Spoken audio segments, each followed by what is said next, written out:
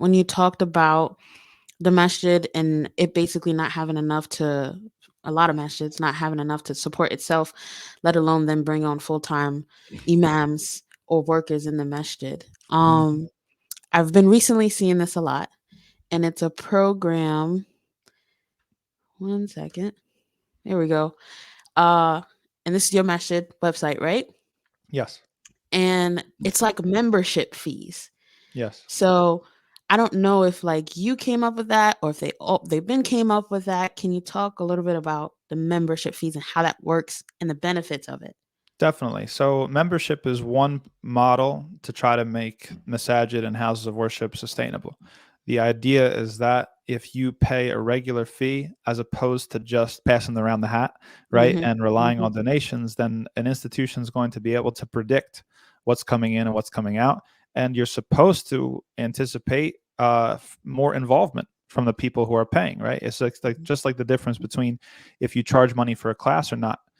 If I do a class on tafsir or whatever, Quran, and I don't charge any money, that's good and that has certain advantages. But one of the disadvantages of it is that some people might skip it whenever they feel like it, Yep. right? Versus Way to if pay. you even, yeah, if you charge just a nominal fee or something like that, whatever you're going to do, a lot of people feel more invested. They have more stake in it. And so Right. they're probably going to show up more regularly, which is why parents pull their kids out of Sunday school to go to things like karate and soccer and football and stuff like that because they Right. pay more money for those programs, right? In Right. general. So if the two conflict, which one is going to get priority? Usually the one that gets paid more money to. So that's the idea behind membership. And there's a lot of different ways to do it. The idea is that you're going to get people that are donating, they're formalizing their donation, right? Mhm. And so, that money that you probably just already put into the pot during Ramadan or whatever, well, let's just formalize that. Let's say, hey, I'm going to commit to a certain amount of dollars every year. Mhm. That way, the masjid knows it's coming in; they can plan on it. And there's usually other sorts of rights that are associated with a membership.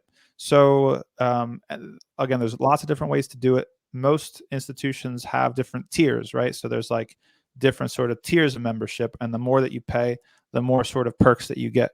So some of those basic perks that probably almost all members enjoy are like voting rights, right? Mm. So if you have the officers of the masjid, the president, the secretary, and the treasurer, if they are elected officials, then being a member usually entitles you to being able to vote. If you give more and you have a higher tier membership, then maybe it gives you other sorts of perks.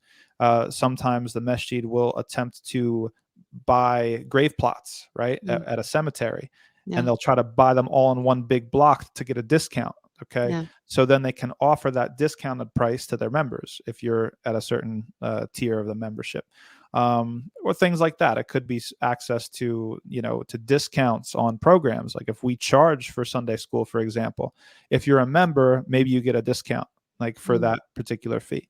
So that's the general idea behind membership, and it's just one of the sorts of ways to try to make any sort of institution more sustainable.